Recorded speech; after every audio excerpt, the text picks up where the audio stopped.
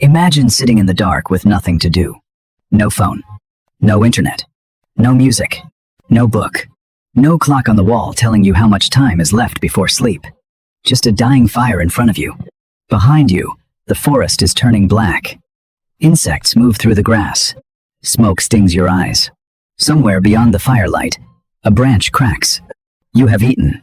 Not enough to feel rich, but enough that your stomach has stopped screaming. The hunt is over.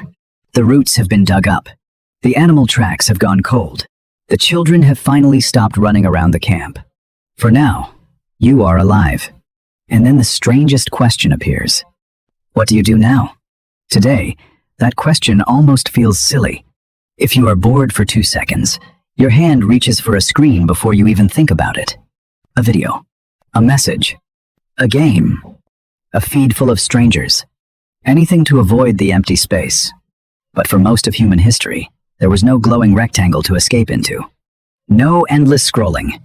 No instant entertainment. There was only waiting. And your ancestors lived inside that waiting.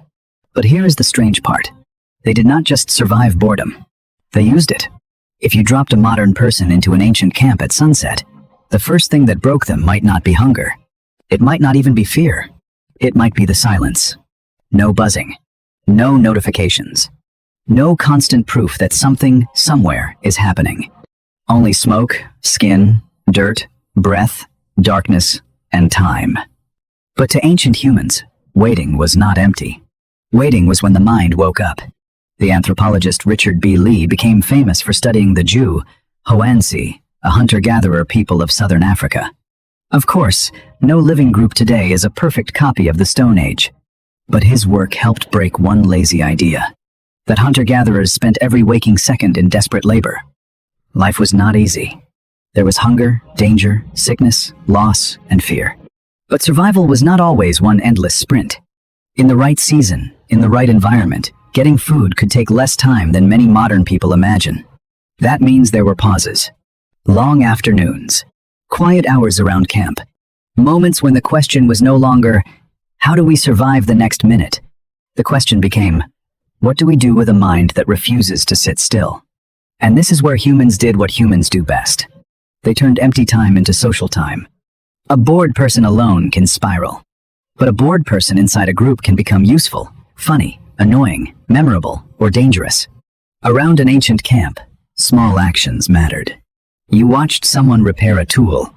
You copied the way an elder twisted plant fibers into cord. You noticed who shared food. You noticed who exaggerated. You noticed who saw animal tracks before anyone else. This was not entertainment in the modern sense. It was social training. Because in the ancient world, knowing people could be just as important as knowing animals. You had to know who would help you, who would panic, who could calm a conflict, who remembered old paths, who became dangerous when hungry. A quiet evening around the fire was not wasted time. It was a school without walls. No teacher. No blackboard. No written lesson. Only faces in the firelight. The anthropologist Polly Weissner studied firelit conversations among the Jew, Hoansi, and noticed something powerful. During the day, people often talked about practical things. Food, work, plans, tension, small conflicts. But at night, around the fire, conversation changed. Stories became longer. People sang. They joked. They remembered those who were absent. They talked about spirits, marriages, journeys, old mistakes, distant relatives, and things that had happened long ago. In simple words, the fire turned free time into a theater. Not a theater with seats and tickets. A theater made of smoke, memory, and human faces. Picture it. You sit close to the flames. A child leans against someone's leg, half asleep, but still listening. An older hunter begins a story everyone has heard before, but this time he tells it differently. He slows down at the dangerous part. He changes his voice. He waits just long enough for the children to lean forward. Then someone interrupts him because he is leaving out the best part. People laugh. Another person stands up and imitates the walk of a man who once got scared by a harmless animal. The whole camp comes alive. From the outside, almost nothing is happening. But inside the group, everything is happening. That is the trick. When ancient humans were bored, they told stories. But stories were not just a way to kill time. Stories were memory with a heartbeat. A direct warning can be forgotten. Do not sleep too far from the fire. Do not walk alone after dark. Do not ignore a small cut. Do not drink muddy water after heavy rain.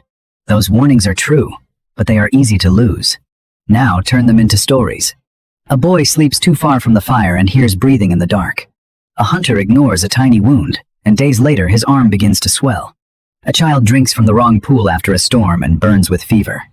Suddenly, the warning has danger. It has characters. It has fear. It has a reason to be remembered. This may be why your brain still loves stories today. Your brain does not only want information. It wants suspense. It wants danger. It wants people. It wants to know what happens next. In the ancient world, a boring lesson could be ignored. But a good story could save a life. Boredom did not only become storytelling. It became practice. Imagine a child in an ancient camp. Small hands pick up a broken stick. To an adult, it is just a stick. To the child, it is a spear.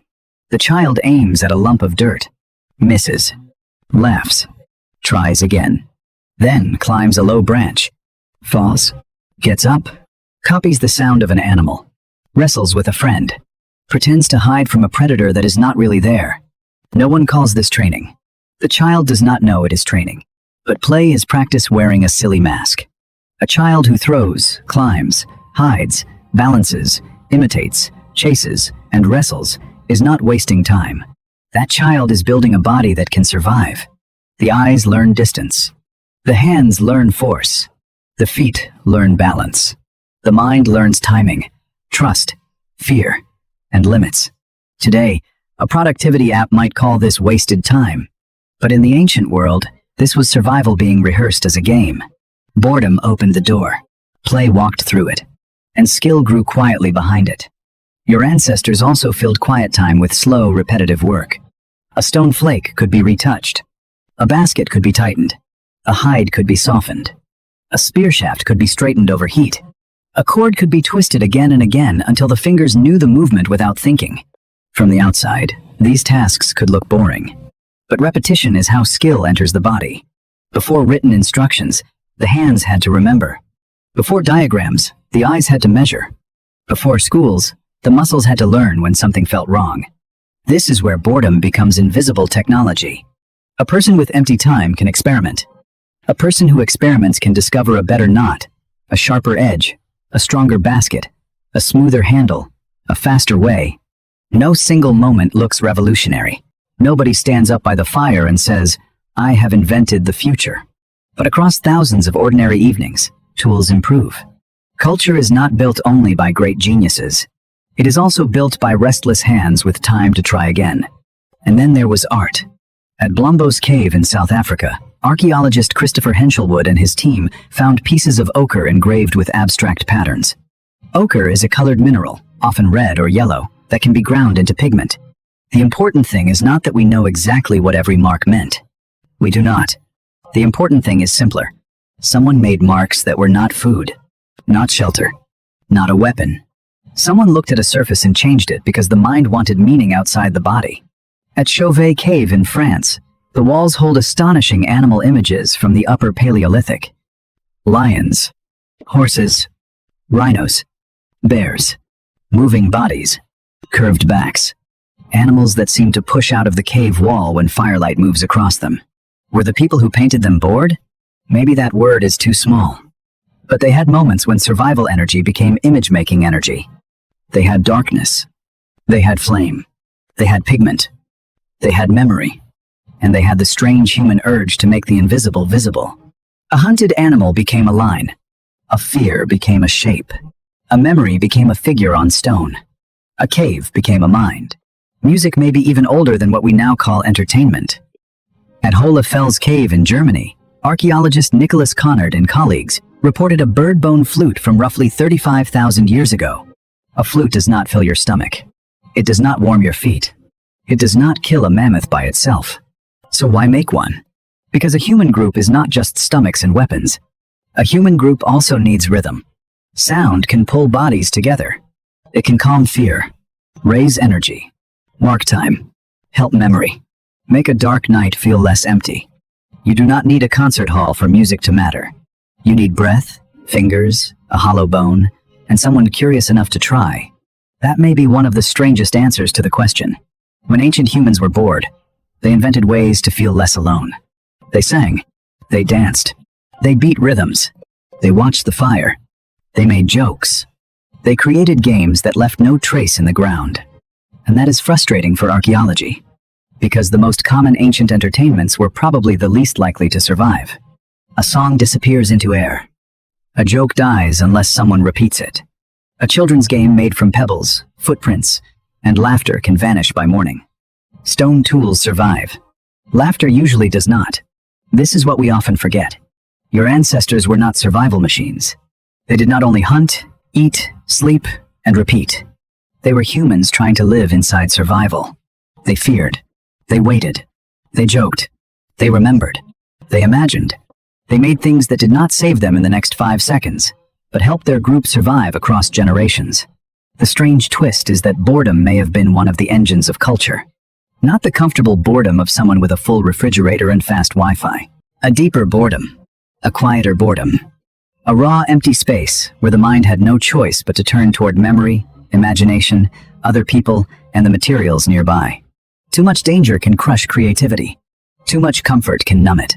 But a little empty time can make the mind restless in exactly the right way.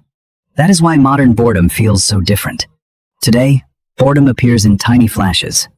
A pause in a line. A quiet moment before sleep. A few seconds waiting for food. And instantly, the screen appears. The empty space is filled before your mind can show you what it was about to make. Your ancestors did not have that escape, so their minds had to create their own weather. They replayed the day. They imagined tomorrow. They remembered who helped whom, who lied, who was brave, who owed something, who could be trusted. They turned fear into warnings, warnings into stories, stories into tradition.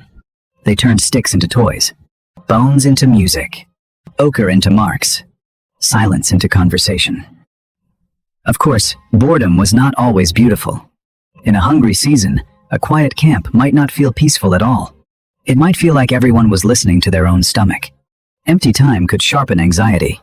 It could make conflicts worse. It could make hunger louder. But even then, the mind worked. A hungry person imagines food. A frightened person imagines safety. A lonely person imagines connection. And when many people imagine together, culture begins to form. Culture does not begin only with temples, kings, flags, laws, or books. Culture begins when a group repeats something because it means something. A tune, a joke, a carving, a warning. A small dance children copy before they understand it. A story about the person who walked the wrong way in the dark. Ancient boredom gave these things room to grow. So, what did ancient humans do when they were bored?